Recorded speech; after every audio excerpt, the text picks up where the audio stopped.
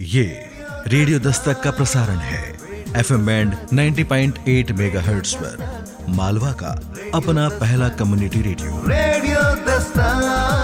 दस्तक बोलता है मन की बोली।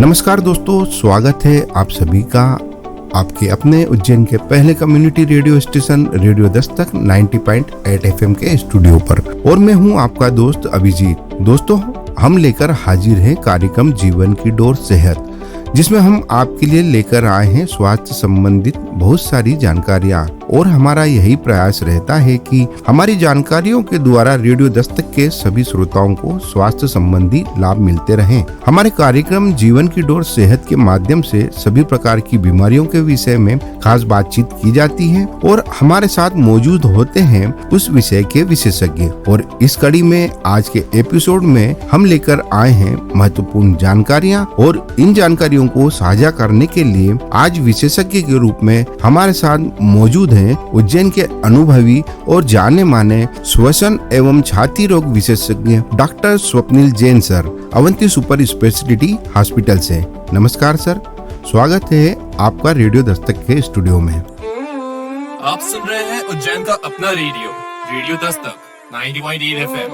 सुनेगा उज्जैन, बढ़ेगा उज्जैन।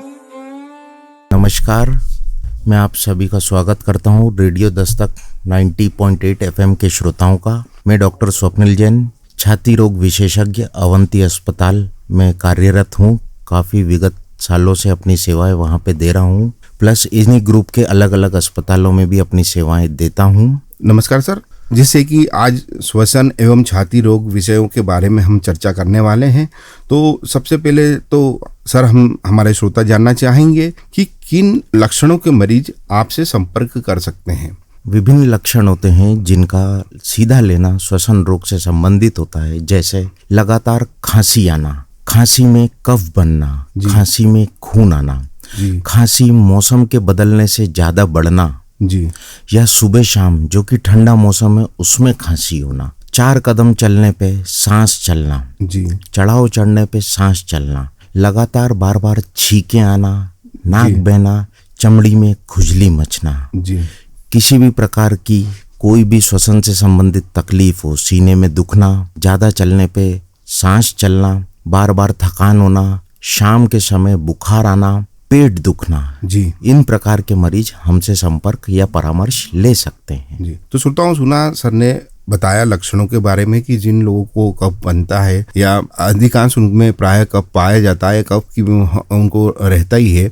या किसी खास मौसम में उनको कफ रहता है, या बार बार उनको छींके आती है, या शरीर में किस प्रकार की खुजली चलती है, या उनको चलने में या घूमने में बार बार सांस लेने में तकलीफ होती है।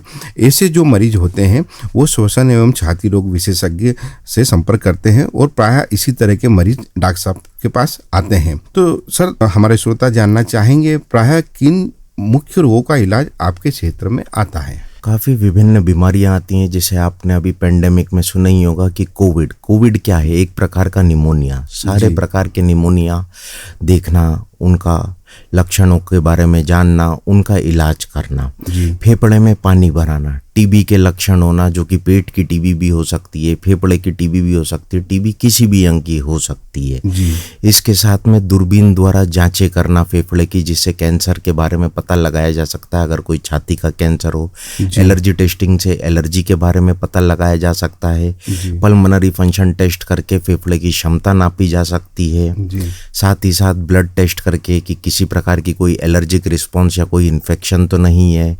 कोई भी कार्य से संबंधित निमोनिया, जैसे उदाहरण पे देने के लिए अगर बात की जाए कि ऐसे जो कोल मिल्स में काम करते हैं या जो पत्थर का काम करते हैं, उनमें एक स्पेशल प्रकार का निमोनिया होता है जो कि उनके कार्य से संबंधित होता है। थोड़ा सा इस विषय में और डीप में बात करेंगे कि उनकी ऑक्यूपेशनल हिस्ट्री अगर अच्छी से ली जाए तो बहुत कुछ बीमारियों के बारे में जानकारी प्राप्त की जा सकती है। अस्थमा, दमा, एलर्जी का होना, निमोनिया का होना, फंगल निमोनिया हो, या विभिन्न प्रकार की छाती संबंधित बीमारियों का इलाज व उनका परीक्षण अस्पताल में किया जाता है। तो जैसा कि आपने सुना कि सर ने हमें बताया कि कुछ विशेष प्रकार की बीमारी कुछ विशेष प्रकार के कार्यों में भी होती है और प्रायः इसमें न्यूमोनिया और श्वास से जुड़े हुए रोगों का इलाज इन विशेषज्ञों के द्वारा किया जाता है। और सर ने जैसे जानकारी दी कि विभिन्न प्रकार की अत्याधुनिक मशीनों की सहायता से और विभिन्न प्रकार की जांचों से रोगों का पता लगाया जाता है, जिसमें मुख्य रूप से एलर्जी वगैरह और अन्य रोग भी शामिल होते हैं।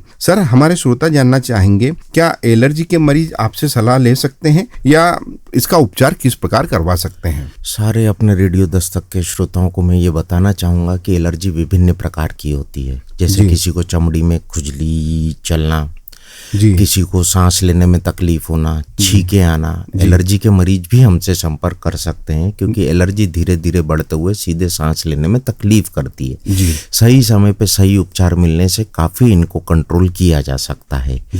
बस एलर्जी के मरीज में जो एक चीज लक्षणों के बारे में देखा गया है कि आराम पड़ने के बाद एलर्जी आपके शरीर से खत्म नहीं होती है आपको उसके आगे भी इवेल्युएट करना पड़ता है एलर्जी टेस्टिंग के द्वारा, कि आपको अगर एलर्जी थी, इलाज हो गया है, किस चीज से एलर्जी थी ये जानना बहुत जरूरी है, क्योंकि अगर आप उसके संपर्क में वापस आएंगे यही सब सिम्टम्स आपको वापस होने लगेंगे।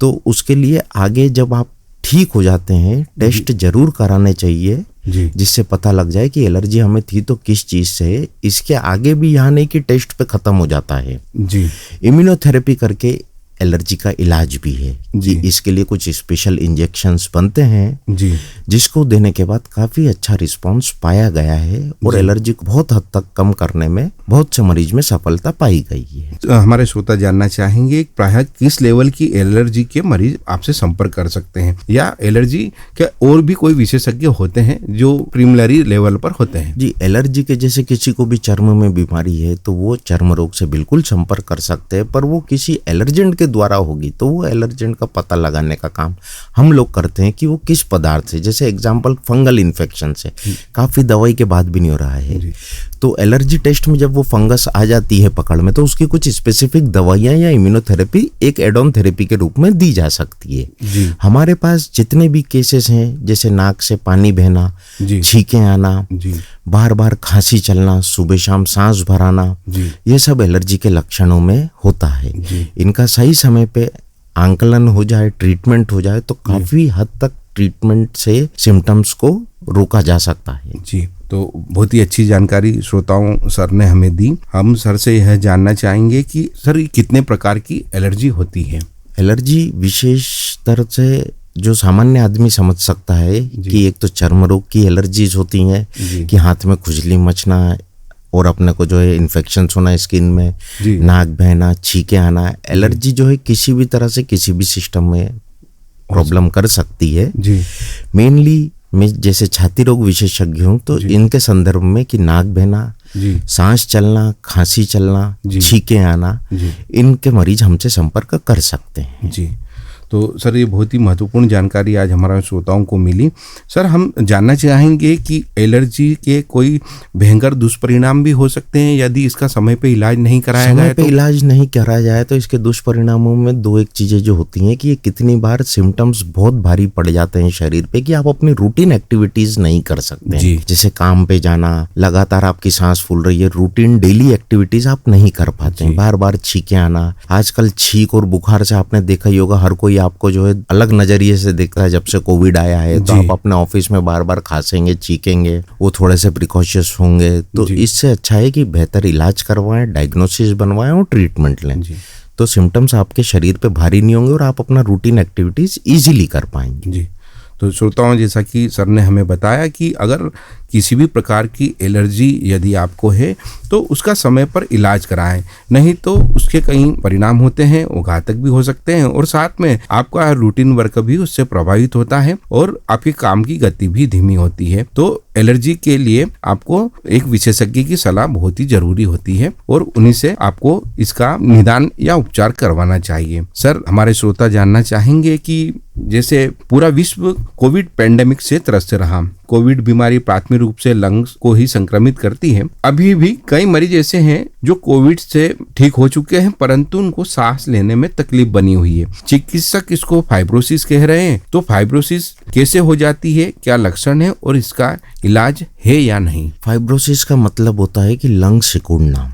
उदाहरण के रूप में जैसे एक फोम का टुकड़ा हाथ में लेते हैं, उसको दबाते हैं तो वो दब जाता है, वापिस छोड़ते तो फूल जाता है। फेफड़े ने वो आपकी क्षमता लॉस कर दी है, इसको बोलते हैं फाइब्रोसिस। फाइब्रोसिस को पता करने के लिए सीटी स्कैन ही एकमात्र माध्यम है जिसके कारण फाइब्रोसिस पता किया जा सकता है। बहुत से प्रकार का फाइब्रोसिस ट्रीट हो सकता है समय पे अगर उसका इलाज लिया जाए तो, इवेल्युएट करने के बाद। कुछ प्रकार का फाइब्रोसिस होता है जो कि निरंतर बढ़ता रहता है, पर उसकी गति को धीमी की जा सकती है। जी, तो श्रोताओं, आपने सुना फाइब्रोसिस बीमारी के बारे में सर ने बताया और उसका उपचार किस तरह से किया जा सकता है। सर, हमारे श्रोता जानना चाहेंगे इसी क्रम में कोविड के अलावा ऐसी कौन कौन सी बीमारियां या स्थिति है जिनमें लंग्स फाइब्रोसिस हो जाता है? विभिन्न प्रकार की बीमारियां होती है, जैसे मैंने पहले भी आपसे बात करी थी, कुछ कार्यों से संबंधित, तो उसमें भी कितने केसेस में फाइब्रोसिस देखा गया है। For example cotton mill workers, जी कि इनमें जो है इंटरस्टिशियल लंग डिसीज बोलते हैं, फेफड़े सिकुड़ने वाली बीमारी। जी। ये और भी दूसरे ऑक्यूपेशनल जैसे जो केमिकल्स में काम करते हैं, लेबोरेटरीज में काम करते हैं, उनमें भी देखी गई है। इसको फेफड़े सिकुड़ने वाली बीमारी ILD इंटरस्टिशियल लंग डिसीज बोला जाता है। ट्रीटमेंट के लिए वही कि एंटीफाइब्रोटिक ड्रग दी जाती हैं, साथ में लंग ट्रांसप्लांट जो आपने अभी कोविड के दौरान काफी सुना होगा कि कोई यंग एज का पेशेंट करवा सकता है, तो वो तो एक अल्टीमेट ट्रीटमेंट इस चीज का होता ही है। पर कितने केसेस ऑक्सीजन और टेबलेट के थ्रू भी मैनेज काफी लंबे समय तक किए जा सकते हैं। और जो अन्य बीमारियां जिसमें फाइब्रोसिस हो जाती है, जैसे ILD हो गया, अपना बर्ड फैंसियर्स लंग हो गया जी।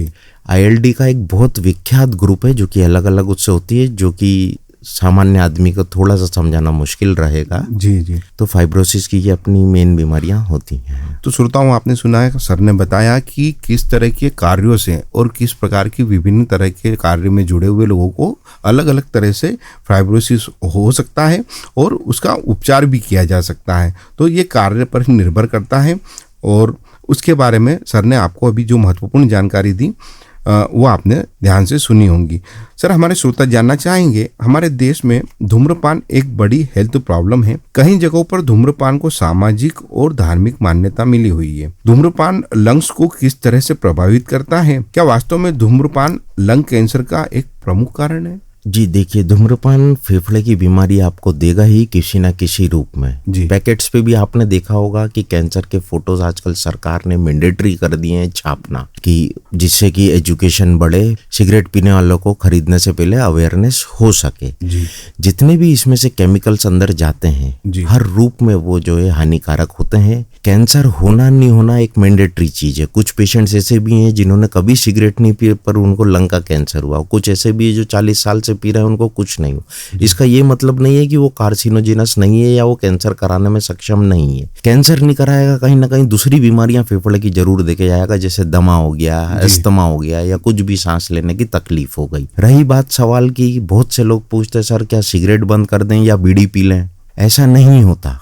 हर चीज हानिकारक है, भले ही आप वो हुक्का पी रहे हैं या आजकल का चलन में देखा गया है कि ई सिगरेट्स भी कितने नौजवान लेते हैं, कंज्यूम करते हैं। किसी भी प्रकार के पदार्थ को आप अंदर कंज्यूम करेंगे तो वो आपको उतनी ही मारक शक्ति से आपके लंग्स को खराब करने में सक्षम। सर, बहुत ही अच्छी जानकारी हमारे श्रोताओं को दी। धूम्रपान भी एक बहुत बड़ी प्रॉब्लम है। आपने सुना कि किसी भी प्रकार का धूम्रपान या आप धूम्रपान करते हैं तो वो कहीं पर भी किसी भी बीमारी को जन्म दे सकता है और अनिश्चित ही इससे आपकी शरीर पर दुष्प्रभाव होते ही हैं। धूम्रपान करने वाले व्यक्ति के परिजन, पत्नी, बच्चे धूम्रपान के धुएं से प्रभावित होते हैं? बिल्कुल, इसको बोलते हैं पैसिव स्मोकिंग, कि मरीज खुद तो तैयार हो ही रहा है, साथ में घर के 4 मरीज और तैयार कर रहा है। जी। जो वो सिगरेट का जब धुआं निकालता है और वो जो दूसरे सूंघते हैं, इसको पैसिव स्मोकिंग कहा जाता है, वो भी उतना मारक होता है। इनफैक्ट उसको तो और हानिकारक बोला जाता है, क्योंकि जिसने सिगरेट के थ्रू पिया उसमें तो फिर भी फिल्टर लगा था, इन्होंने तो डायरेक्ट ही उस चीज को लिया। और यही सब बीमारियां जो है उनमें भी आगे ना पीछे होना निश्चित रहती हैं। जी। तो श्रोताओं, आपने सुना कि धूम्रपान वाला व्यक्ति दूसरे लोगों को भी, परिवारजन को, घर में सदस्य को, या जहां पर भी वो सिगरेट धूम्रपान कर रहा है या बीड़ी का धूम्रपान कर रहा है तो वो प्रभावित कर सकता है और इन चीजों से हमें सावधान रहने की आवश्यकता है। सर, हमारे श्रोता जानना चाहेंगे, भारत में लंग्स कैंसर के उपचार की क्या स्थिति है? लंग कैंसर का उपचार संभव है। सबसे बड़ा उदाहरण आपने देखा होगा युवराज सिंह जी, जिसकी पूरी सर्जरी होके आज भी वो फिट है और खेल रहा है जी, ऐसा नहीं है कि हर प्रकार के कैंसर का इलाज नहीं हो सकता है जी, पर लंग्स में कैंसर होना अपने आप में बड़ी बीमारी मानी जाती है जो कि बहुत फैली हुई मानी जाती है। इसके लिए सबसे पहले तो डायग्नोसिस बनाना कि कैंसर है तो किस प्रकार का है। अलग अलग प्रकार के कैंसर होते हैं, फिर उसमें जब बायोप्सी रिपोर्ट आ जाती है कि एक किसी प्रकार का आपका कैंसर साबित हो गया है, उसके लिए फिर जो है कैंसर रोग विशेषज्ञ तय करता है कि आपको कीमोथेरेपी दी जाएगी या रेडियोथेरेपी दी जाएगी, क्या यह सर्जरी से भी संभव है या नहीं। जी, ऐसा नहीं है कि सर्जरी हो गई तो आपको कीमोथेरेपी या रेडियोथेरेपी नहीं लेना है। ये कॉम्बिनेशन होता है सर्जरी प्लस रेडियोथेरेपी और कीमोथेरेपी का। इसके बाद कहीं जाके आप इन बीमारियों से निदान पाते हैं। जी। तो श्रोताओं, आपने सुना लंग्स कैंसर के उपचार और वर्तमान में भारत में इसकी क्या स्थिति है। सर, हमारे श्रोता यह भी जानना चाहेंगे, प्रायः यह देखा जाता है कि लगातार अगरबत्ती या धूप बत्ती जलती रहती है या परफ्यूम, डिओ या किसी प्रकार के मच्छर मारने का धुआं, या महिलाएं जो चूल्हे पर खाना बनाती है तो वो लगातार धुएं के संपर्क में रहते हैं। तो अगरबत्ती या चूल्हे का धुआं लंग्स को किस प्रकार प्रभावित करता है? यह धुआं अंदर लेना, जैसा मैंने पहले भी आपको बताया कि ई सिगरेट, हुक्का ले लो, बीड़ी ले लो, ये सब उसी बराबर से ही आपके फेफड़े को इन्फेक्ट करते हैं। एलर्जी का पेशेंट है, उसको सारी सुगंधित चीजें अपने जीवन से प्रतिबंधित कर देनी चाहिए, जैसे परफ्यूम हो गया, डिओड्रेंट हो गया, कोई भी जो है मच्छर मारने की कॉइल्स हो गई किसी भी प्रकार की, घर में किसी भी प्रकार का आप जो है मच्छर मारने का स्प्रे यूज कर रहे हैं या कुछ भी, इन सब से आपको दूर रहना है, क्योंकि ये सब आपको एलर्जी भी करेगा, सांस लेने में तकलीफ भी करेगा।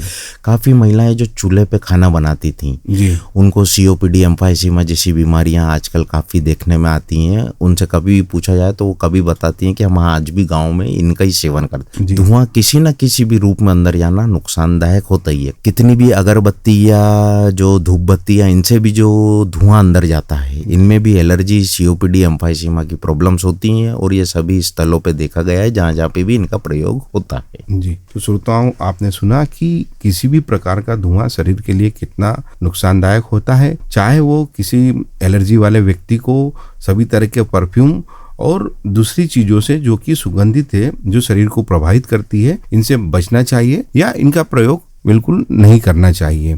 सर, इसी क्रम में हमारे श्रोता जानना चाहेंगे कि जिस प्रकार ट्यूबरक्लोसिस या टीबी या क्षय रोग एक बहुत गंभीर बीमारी है, तो इस बारे में हमारे श्रोताओं को आप क्या जानकारी देना चाहेंगे? रेडियो दस्तक के सभी श्रोताओं को मैं बताना चाहूंगा, टीबी वाकई एक गंभीर बीमारी है, जिसके लिए आप देख सकते हैं कि माननीय प्रधानमंत्री नरेंद्र मोदी जी स्वयं 2025 का टारगेट बनाए हुए हैं कि इसको एलिमिनेट करने का प्रयत्न करना है। जी। वो खुद इस कमेटी के हेड हैं और इसको पूरा मॉनिटर करते रहते हैं। टीबी एक ऐसी बीमारी है जो कि फेफड़े में ही नहीं, शरीर के किसी भी अंग में लग सकती है। जी। लोगों को कितनी बार ऐसा लगता है कि ये पेट की टीबी, हमें तो खांसी चलती ही नहीं है। जी। इसका ये मतलब नहीं होता कि आपको टीबी नहीं है, वो आपको पेट की टीबी है जो कि छाती के रूप में प्रस्तुति खांसी के रूप में नहीं देगी।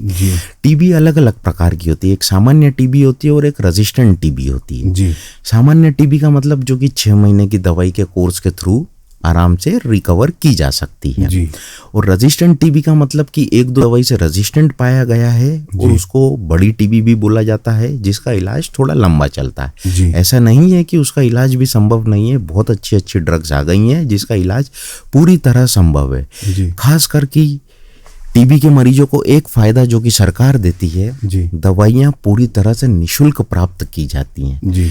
पेशेंट का किसी रूप से पैसा भी व्यय नहीं होता है, थोड़ी बहुत जांचें भी सरकार इसमें फ्री ऑफ कॉस्ट करके देती है। टीबी का इलाज निरंतर करवाने से ये बीमारी को बिल्कुल काटा जा सकता है, अन्यथा फैलने में भी इसको देर नहीं लगती और आपका शरीर बर्बाद करने में भी देर नहीं लगती है। पेट की टीबी भी हो सकती है जिसमें गठाने पाई जाती है सोनोग्राफी में, पेट में दर्द होता है। कितनी बार महिला रोग से संबंधित टीबी होती है जिसमें ट्यूबल ब्लॉकेजेस पाई जाता है। तो विभिन्न प्रकार की टीबी होती हैं जो कि इलाज लेना सबके लिए जरूरी होता है, और टीबी का इलाज नहीं लेंगे अपना जीवन खतरे में डालेंगे। जी। तो श्रोताओं, आपने सुना, सर ने टीबी से जुड़ी हुई बहुत ही महत्वपूर्ण जानकारी हमें दी। तो सर, हम जानना चाहेंगे कि टीबी के लक्षण क्या होते हैं? टीबी के लक्षण विशेष रूप से खांसी, 2 सप्ताह से ज्यादा चलना, शाम शाम को बुखार आना, जी, कितनी बार पेट दर्द होना जो कि पेट की टीबी का संकेत देता है, जी, खांसी में खून आना, जी साधारण खांसी के ट्रीटमेंट से खांसी का बंद नहीं होना, ये सब टीबी के लक्षण होते हैं। वजन गिरना, जी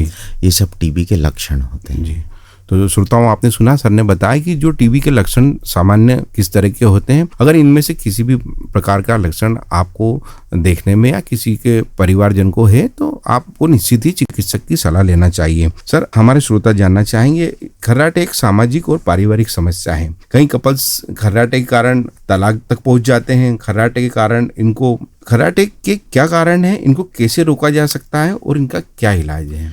खर्राटे को इंग्लिश में बोले तो स्नोरिंग बोलते हैं। ये ऑब्स्ट्रक्टिव स्लीप एपनिया की तरफ ले जाता है। आपने अभी विशेष में बप्पी लहरी जी का उदाहरण सुना होगा जी, कि यह बीमारी उनको भी थी। जी, इसी से ही साइड इफेक्ट्स या बोले तो दूसरे सिस्टम पे इफेक्ट्स पड़ने के कारण आदमी की मृत्यु होना भी संभव है। जी, खर्राटे लेता है अगर कोई व्यक्ति, उसको अपना चेकअप कराना चाहिए, जी, स्लीप स्टडी कराना चाहिए, अपने एयरवे का चेकअप कराना चाहिए। जी, कुछ हद तक इन बीमारियों का निदान है, जैसे कितनी बार इनको बाईपैप या सीपैप, छोटे वेंटिलेटर्स बोलते हैं जिनको, या ऊपर से मास्क वाले, जो कि आपने कोविड में नाम सुने ही होंगे, उसके प्रयोग से इनको काफी हद तक रोका जा सकता है और लाइफ को काफी अच्छा किया जा सकता है। अगर ये बीमारियों का इलाज समय पे नहीं किया गया तो डिफरेंट सिस्टम्स पे भी इफेक्ट डालता है, जैसे हार्ट पे इफेक्ट डालना या अपने फेफड़ों को और खराब करना, जी, यह इनमें पाया जाता है। तो श्रोताओं, आपने सुना कि खर्राटे किस प्रकार से व्यक्ति के स्वास्थ्य को प्रभावित करते हैं। इस खर्राटे की समस्या अगर आप में या किसी परिचित या परिवारजन को है तो निश्चित ही इसका किसी विशेषज्ञ से इलाज करवाना चाहिए। सर, हमारे श्रोता जानना चाहेंगे कि छाती संबंधित रोगों में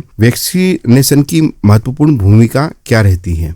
यह आपने काफी अच्छा सवाल किया कि वैक्सीनेशन रेस्पिरेटरी सिस्टम के लिए क्या करेगा। जी, कोविड में जैसे अभी आप सबने देखा है कि सरकार ने आपको वैक्सीन्स लगाए, जी, मैंडेटरी भी किए कि ये लगवाना जरूरी है। जी, इसी प्रकार से कुछ वैक्सीन्स और आते हैं जो कि आपको छाती संबंधित बीमारियों के निदान के में काम आता है। जैसे स्वाइन फ्लू भी जब एक समय पे चला था, मुख्य रूप से इन्फ्लुएंजा और न्यूमोकोकल के वैक्सीन्स आते हैं। इन्फ्लुएंजा का वैक्सीन हर साल रिपीट करना होता है क्योंकि उसका स्ट्रेन बार बार बदलता है, बार बार उसके वैक्सीन आते हैं। साथ में न्यूमोकोकल का वैक्सीन जो भी अपने एल्डरली पेशेंट्स हैं, जी, उनको कोई कोमोर्बिडिटी है, जैसे कि किसी को किडनी की बीमारी है, किसी को डायबिटीज है, जी, ये पूरी तरह मैं ये नहीं बोलता कि आपको इन बीमारियों से बचा ही लेंगे, जी, पर बहुत हद तक इन बीमारियों की तीव्रता आपके शरीर में कम कर देंगे, जिससे कि आप एक काफी अच्छी लाइफ जी सकते हैं। और सारे बुजुर्ग लोगों को या कोई भी किसी गंभीर बीमारी से ग्रसित है, उनको वैक्सीनेशन के लिए अग्रसर होना चाहिए। जी। तो श्रोताओं, आपने सुना, सर ने हमें बताया वैक्सीनेशन का महत्व, कि किस प्रकार वैक्सीन के द्वारा भी जो महत्वपूर्ण रोग हैं, बीमारियां हैं, उनका इलाज किया जा सकता है, जिसमें कि वैक्सीनेशन बहुत ही महत्वपूर्ण भूमिका निभाता है। सर, हमारे श्रोताओं को आप क्या विशेष संदेश देना चाहेंगे? रेडियो दस्तक के सभी श्रोताओं को मैं ये संदेश देना चाहूँगा कि बहुत सी रेस्पिरेटरी बीमारियां हैं जिनका इलाज बहुत अच्छे से संभव है। जी, समय पे सही सलाह लेना, सही डॉक्टर के पास जाना, इस पर निर्भर करता है। जी, खाने पीने में थोड़ा सा सुधार, शारीरिक व्यायाम में थोड़ा सा सुधार अगर आप सभी लोग करेंगे तो श्वसन रोग संबंधित बीमारियां उतनी ही कम होंगी। मास्क लगाना जैसे सरकार ने कंपलसरी किया था, इस मौसम में मास्क आपको बीमारियों से तो बचाएगा ही, साथ में जो 2 व्हीलर पे घूमते हैं सर्दी से भी बचाएगा। नॉर्मली कफ कोल्ड में भी आपको बहुत सहायक होगी। जी, मैं फिर पुनः निवेदन करना चाहूंगा कि किसी भी डॉक्टर की सलाह जरूर लें जो कि उसकी फील्ड का विशेषज्ञ हो। मेडिकल और इनसे सामान्य बीमारी समझ के दवाइयां नहीं लें, जी, क्योंकि इनसे जो है बाद में जब बीमारी गंभीर रूप ले लेती है और आप जब डॉक्टर के पास आते हैं, कितनी चीजों का इलाज संभव उस समय सही टाइम पे नहीं हो पाता है। जी, जी। यह गलती न दोहराएं और किसी न किसी विशेषज्ञ की सलाह जरूर लें। तो श्रोताओं, आपने सुना कि सर ने हमें जो महत्वपूर्ण जानकारी दी कि किसी भी प्रकार की रोग या बीमारी होने पर उसका विशेषज्ञ की सलाह लेना चाहिए या विशेषज्ञ द्वारा उपचार कराना चाहिए। धन्यवाद सर, आज आपने यहाँ आकर अपना इतना महत्वपूर्ण समय हमको दिया और बहुत ही अच्छी जानकारी हमारे श्रोताओं को दी, जिससे हमें पूरी उम्मीद है उन्हें बहुत लाभ पहुँचेगा। इसके लिए पुनः आपका धन्यवाद। आप सुन रहे हैं उज्जैन का अपना रेडियो, रेडियो दस्तक 90.8 FM। सुनेगा उज्जैन, बढ़ेगा उज्जैन।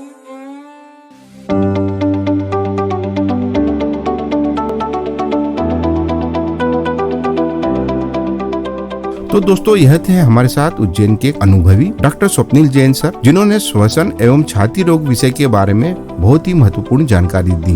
दोस्तों कोई भी बीमारी को हल्के में नहीं लेना चाहिए और जरा भी लापरवाही नहीं बरतनी चाहिए, क्योंकि लापरवाही करने के साथ साथ वह बीमारी और भी गंभीर हो सकती है।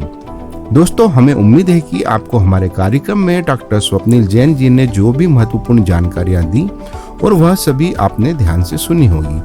श्वसन एवं छाती रोग विषय के संबंध में आपको कोई भी समस्या है या आपके किसी परिचित या परिवारजन को कोई समस्या है तो आप उन्हें भी यह सभी जानकारियों से अवगत करें और उन्हें प्रेरित करेंगे कि वे लापरवाही न बरतें और अपनी बीमारी का ठीक ढंग से इलाज कराएं। दोस्तों हमें पूरी उम्मीद है आज का कार्यक्रम आप सभी के लिए लाभप्रद सिद्ध होगा। अगर आपके मन में भी कोई प्रश्न है या कोई सुझाव आप हमें देना चाहते हैं तो आप संपर्क कर सकते हैं रेडियो दस्तक 90.8 FM के व्हाट्सएप नंबर 9406894068 पर, और हम आपके सभी सवालों के जवाब देने की पूरी कोशिश करेंगे और आपके सभी सुझावों पर भी जरूर विचार करेंगे।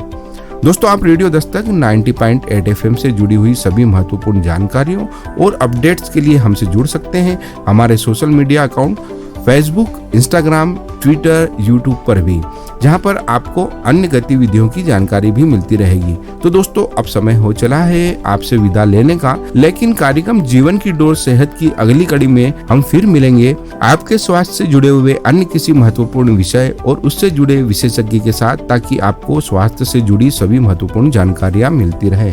तो दोस्तों मुझे दीजिए इजाजत और सुनते रहिएगा आपका अपना उज्जैन का पहला community radio, radio Dastak 90.8 FM। सुनेगा उज्जैन, बढ़ेगा उज्जैन। धन्यवाद। ये है आपका अपना उज्जैन का पहला community radio, radio Dastak 90.8 FM। सुनेगा उज्जैन, बढ़ेगा उज्जैन।